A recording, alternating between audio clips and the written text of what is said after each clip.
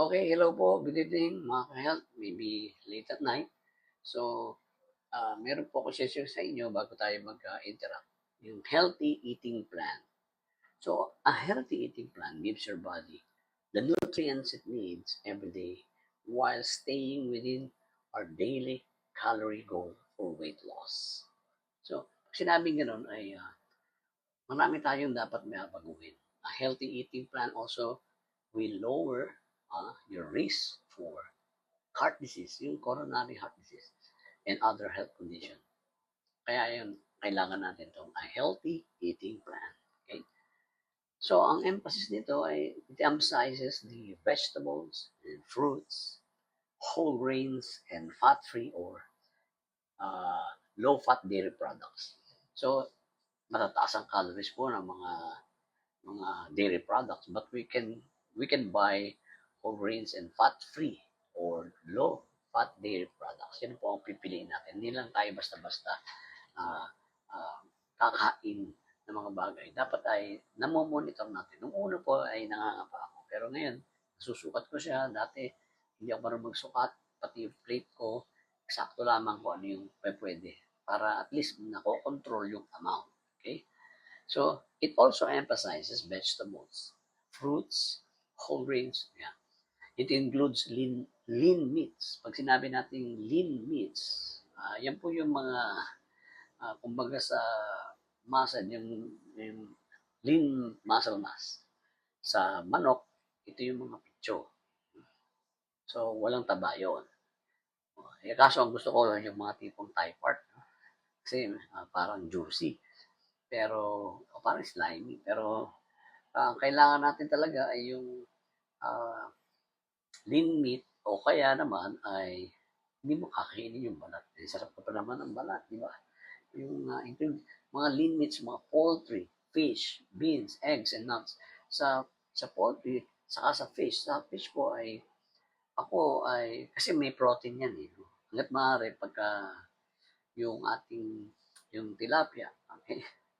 Hanggat maaari gusto ko steam, hindi yung deep fry. Kasi mantika ang problema minsan pag hindi coconut oil yan, maraming chemicals yan. So, yung yung mga beans naman ay root crop din yun. Pero lilimitahan po natin. Kasi meron din namang na contribute sa katawan natin. Tsaka yung eggs. Dati sa nag-gym ako, 4 eggs a day. Pero yung iba naman, 6 eggs a day. Yung una, yun lang kakainin ng pula. Yung the rest ay puro puti na po. Okay? Pero ako, tumaas ang creatinine ko. Mga 3 times a week na lang kung 2 eggs a day ako. Okay? Boiled hanggat maaari. Hindi yung lubog mantika. At huwag mo nang lagyan ng asin sapagkat mataas sa sodium. Himalayan salt ang pwede mong gamitin. So when it comes to nuts, masarap ang nuts. Mahusay po yan. Pampa-detox. At saka po yan ay para tayo ay magkaroon ng regular na pagdumi. No? At saka yan po ay para sa healthy mind. Okay? So, depende sa peanuts. Ako kasi meron binibiling sungsong yung mga hindi maalat at halos pinatayo lang ata sa araw. Pero kung bibili tayo ng nuts, wag naman yung tila nangingintab sa mantika at sa katutak pa yung mga asin, sodium. So hanggang ganito lamang. Sabi, hindi ka kakain ng isang boting uh, peanuts. No? So magaling ang peanuts po para sa ating immune system at sa mental health. Kailangan natin yun. Even walnuts yan. Pero hindi rin sa sobra. In moderation po yan. Kailangan konti lang. At huwag mo araw-arawin na yun ay bago ka matulog, yun ang kinakain mo, ginagawa mo junk food. So, okay sana, pero pag sumobra, parang kape lang yan. So, limit saturated and trans fat. Lilimitahan po natin yung mga trans fat, sodium, and added sugars. Pag tayo po ay nasa labas, nasa fast food tayo, hindi natin alam na may mga hidden eh. No? Sa fast food, karamihan dyan, processed meat with preservative. So, mataas ang trans fat niyan. Mga instant noodles. Kasi mabilisan ang kilos po ngayon. Instant noodles, kailangan natin yun. So, dahil sa nagmamadali tayo, lalagyan mo na ng tubig na mainit siya.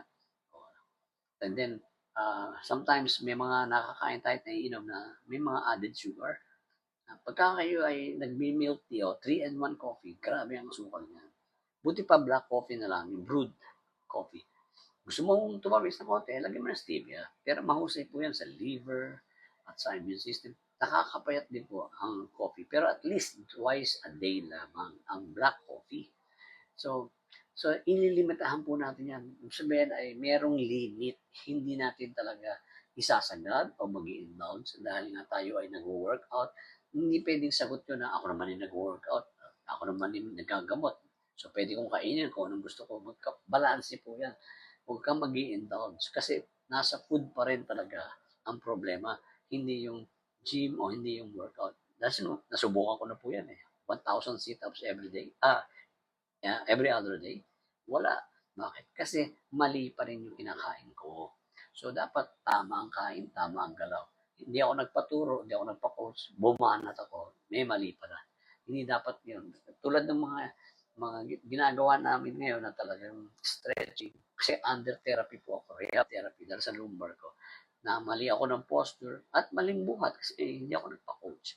So wala akong interest doon sa warm up eh. Pero napakahalaga nun. Tsaka yung inhale, exhale. Okay? So, limits your saturated trans fat. Okay? Mahalaga po yan. Okay? Pag hindi natin nilimitahan yan, talagang magkakaproblema tayo. Lalo na yung sodium, magkakamanas ka dito, no? Yung edema. Kasi mataas ang sodium level mo. Buti pa, gamitin mo na lamang ay yung sea salt or huwag yung iodize. Sea salt or Himalayan salt.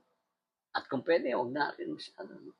Kaya mo, kumakain ka ng sinigang, medyo maalat na yun, nilagyan na yun eh. Tapos maglalagay ka pa ng patis. Hindi na. Kasi nga, magbi-build up yan kasi nga, mali mali. And then control your portion sizes. Ako po may plato na para mag-control ng una. No? Maliit lamang siya. Nilagay siya ng fruits, vegetables, meat, mga protein kasi meat eh. No? Hanggat maaari, okay din ang pork kung talagang total keto. No? Pero hanggat maaari, iniiwasan ko sapagkat yung kambing at saka baka, walang taba yan, even lamb. So, wala sila ng pork chop, di ba? Yung mataba, ganyan. Karami, ganyan lang. So, hanggat maaari, limitahan natin yan. Mga 3 pieces of meat or fish sa protein. Pwede kang kumain ng, ako ang kinakain kong fish ay yung steam na tilapia. Huwag yung deep fry, hanggat maaari. Inihaw po pwede. Bangus, yung belly, kinakain ko yun. No? So, sa bangus, pag daing yan, medyo maalat. Pag sinigang mo yan, medyo okay. Okay? So, control portion sizes. Meron akong plato na ang laman ng lagay ng kanin, hanggang doon lamang. Mga 1/4 ng rice. Pero kung shirataki rice, mga half rice yun. Kasi nga, okay yun. Pagka naman ako ay nagtinapay, ay almond bread. Kaso, matabang, hindi masarap. So, pwede na ang wheat bread. 1 slice lamang, katumbas ng 1 cup of rice. O kaya naman ay brown rice, o kaya naman pag white rice, talagang limitahan mo. So, within 3 weeks, ako po'y pumayat sa low carbs. 2 kutsara kanin na lang kinakain ko na. Hindi ko talaga totally inalis. Kasi pagkat manghihina tayo, sanay tayo, kasi reserve energy yan eh. Nga lang, nagiging sugar. Hindi lahat ng matamis yun na nakakapagpataas sa sugar, kundi yung mga hidden sometimes. No? Yung calories to lose weight, most people need to reduce the number of calories and they get from food and beverages. Yeah, 1.5 pounds per week. And daily intake should be reduced by 500 to 750 calories in general. Ang standard po ng ating intake ng calories ay nasa 2,000. Ngayon, kung gusto mong pumayat, gagawin mo 1.5. Ileles mo yung 500 para naka-low calorie deficit ka. Papayat ka dyan agad. Ang unahin sa'yo ay itong mukha katulad nyo. No? Nagmukha matanda ako, bilog yan eh. May mga fats dito. Ang huling tutunawin ay itong visceral. Kaya hindi ka magka-abs. Hindi makukuha yan. 1,000 sit-ups nga ako every other day. So, ang kinakailangan niyan yung pagkain. So, low calorie. Calorie deficit. Kahit na 30, ano lang, klase ng exercise mo doon para ikaw ay uh, maka-get up. Excuse me. So, yun ang kailangan natin. Hindi natin i-indulge ang sarili sa isang portion ng pagkain na kung saan ay dahil okay, tuloy-tuloy lang tayo. Para bang, may gamot naman. Hindi kayo makakaasa sa gamot, maintenance yan. Kinakailangan may gawin ka. Stay active and then change your lifestyle. So, to lose weight, most people need to reduce the number of calories they get from food and beverages. Kahit sa soft drinks, sa mga nakulay ng drinks, meron yan. So, Coke Zero at least medyo okay pa yan, pero hindi naman dapat araw-araw. Okay? So, reduce. And then eating plans that contains to 1,200 or 1,500 calories each day will help men and women to lose weight safely. Yung calories po talaga ang culprit. Dapat tama lang kasi kailangan din naman natin yun. Eating plans, okay, very local calorie diets of fewer than 800 calories per day should not be used unless you are being monitored by your doctor. Tandaan ninyo, bago tayo pumasok dito sa mga plan na ito, diet at saka exercise, pag kayo pumunta muna sa doktor, magpa-check up, at pag nag-order siya ng lab test, magpa-lab test tayo. Kasi baka hindi natin alam, may mga silent killer na basta tayo pumasok sa isang diet plan at saka doon sa pag-exercise na medyo hindi uubra doon sa kalagayan ng internal organs mo. So, dapat mo malaman yun.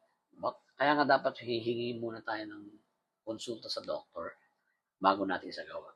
Hindi mo alam kasi ako tulad na may coronary heart disease ako dahil overweight ako.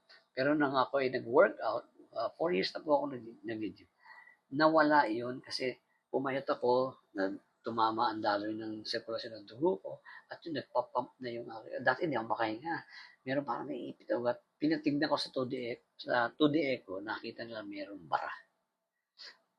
Bakit? Overweight ako, mali ang kain ko, hindi ako nag-exercise. Pero nung ako'y na-hospitalized, twice, noong 2023, nagpa-2D Echo ko ng twice. Nag-gym na ako nun. Wala na yun.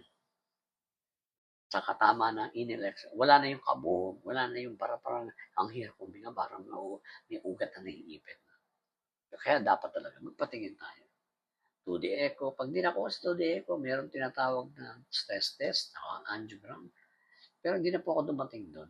Dahil sa tinama ako ng pagkain ko, 4 years ago, ay kinakailangan mag-change ka ng lifestyle. O kaya kung ayaw mo mag-change ng lifestyle, ayaw mo mag-gym, no? You can eat everything in moderation. Ako kumakain ako ng mga bawal minsan. Once a week, kurot-kurot lang. Namimiss ko rin siyempre yung masasarap, di ba? So, kurot-kurot lang. Hanggang doon lang, huwag ka na mag-i-indulge ng isang yanerang leche plan, ubusin mo. Isang pizza buo, ubusin mo. Dala nanonood ka, nalilibang ka. 2 supot ng popcorn na ubus mo. Puro junk food ka pa. Puro lason. At ikaw ay walang ginawa kundi pag nagutom, takbo sa fast food. Yun na, alam nyo na ang sagot doon. May mga bata na hihilig doon, anong nangyari? 30 years old, 20 years old pa lang, ay problema na yan sa blood sugar. Bakit? Kasi yung lifestyle, ang mga baon ng, bibigyan ng baong pera, kakain yan, spaghetti, hotdog sa labas, at kung ano-ano pa. Hindi nila alam kung paano yun ginawa. Okay?